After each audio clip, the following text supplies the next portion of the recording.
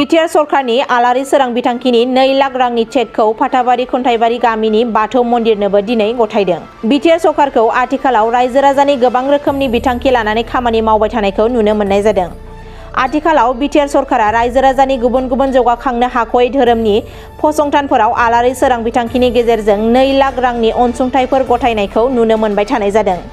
बिनिनो दिनै इउपिपिएलनि बारग' एमसिएलए निर्मल के ब्रह्म बिथाङा गावनि आखाइजों चिरां जिल्ला फाथाबारि खुन्थाइबारि गामिनि बाथौ मन्दिराव 2 लाख रांनि आलारि सोरां बिथांखिनि चेकखौ गथायना होनाय जायो, जायखौ खुन्थाइबारि गामिनि रायजो राजाफोरा गोजोननाय फोरमायो। दिनै जे बिटिआर गभर्नमेन्टनिफ्राय नोंथांमोननि जे अनुस्थाननि थाखाय 2 लाख रां आलारि सोरां बिथांखिनि थ्रुयै गथायफैबाय, माबायदि गोसोखौ गोजोननाय मोनदों? जोंनि बे गिबिसिनाव आङो बुंगोन, माने नोंथांमोननि चेनेलसिमबो आङो आंनि खुलुमनायखौ जासिग्रोबाय आरो लोगोसे जोंनि फाथाबारि सारं फाथाबारि बे बाथौ बिथराइ आफाद बेयाव जोंनि मान होनो गोनां गोजौ लेभेलाव दैदेननाय जोंहा सार प्रमद बर' बिथां आलारि सोरां आफादनिफ्राय दिनैहाय 2 लाख रां जोंनो बे जोंनि बे बाथौ थानसालियाव अनसुंथाइ होफैबाय।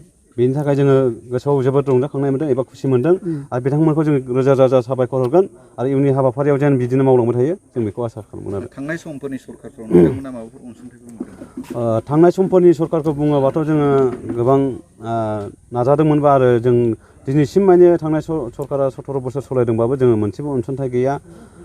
बे गामिया मोनसे गोदोसोनाय गामि, जोंनि फाथाबारिया मोनसे गोदोसोनाय गामिबाबो जोङो मोनसेबो अनसुंथाइ मोनाखै होननानै जों बेखौ रोखा बुंनो हागोन। आथिखाल सरकार सोलिबाय थानाय समावहाय नोंथांमोननि एरियायाव माबायदि हाबाफोरखौ मावनाय नुनो मोनदों? दायो जोंनि बिटिआर सरकार सोलिबाय थानाय समाव सार प्रमद बर'नि जेनोखि दैदेननाय सरकार बियो दा जोंनि बे एरियायाव एसेबाबो लामानिफ्राय लानानै दालां फिसा फिसौ खारबारबाबो एसे थाबायनायनि लामा सामाखौ लानानै एबा फरायनायनि जेनोखि जोंनि हाल साल एसे जोंनि गोदोसोनाय गामियाव एसे जौगादों होननानै आङो रोखायै बुंनो हागोन आरो। इयुनाव आरो मा आसा खालामबावदों बे सरकार? इयुनाव जोङो जेनोखि दा सोलिबाय थानाय सरकार, दायो इयुनाव जोङो जेनोखि एसे एनै मावबावनांगौ दङ बेखौ सरकारा जोंनिफ्राय आरो मावना होगोन बेखौ जों आसा खालामो आरो इयुनाव जोङो बे जेनोखि सरकार बे सरकारखौनो जोङो इयुनाव आरो सरकार बानायगोन होननानै जोंहा मिजिं दं आरो।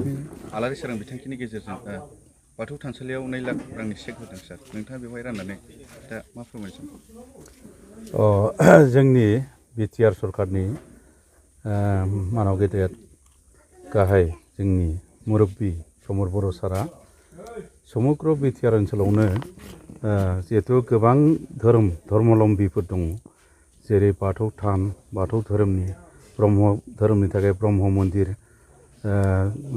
ख्रिस्ट' सिबियारिफोरनि थाखाय गिर्जा दङ, ओमफ्राय इस्लामिक धोरोमनि थाखाय जेन'बा मस्जिद दङ, बिदिनो आरो कालि मन्दिर, लक्षि मन्दिर, गणेश मन्दिर, बिभिन्न मन्दिर दङ, धर्मीय अनुस्थान। बे अनुस्थानफोरनो गोग्लैसोनानै थानाय धर्मीय अनुस्थानफोरनो जोंनि बिटिआरनि चिफ मानगोनां प्रमद बर' सारा 2 लाख रां अनसुंथाइ होनानै बे गोग्लैसोनानै थानाय धर्मीय अनुस्थानफोरखौबो जाहाथे समान लेभेलै मोजाङै लांनानै साबना हामना खालामनो हायो, बेखौनो थांखि लानाय जादों आरो बेखौनो दिनै जों फाथाबारि खुन्थाइबारि बाथौ थानाव फैनानै बे चेकखौ बिथांमोननो गथायनानै होफैनाय जाबाय।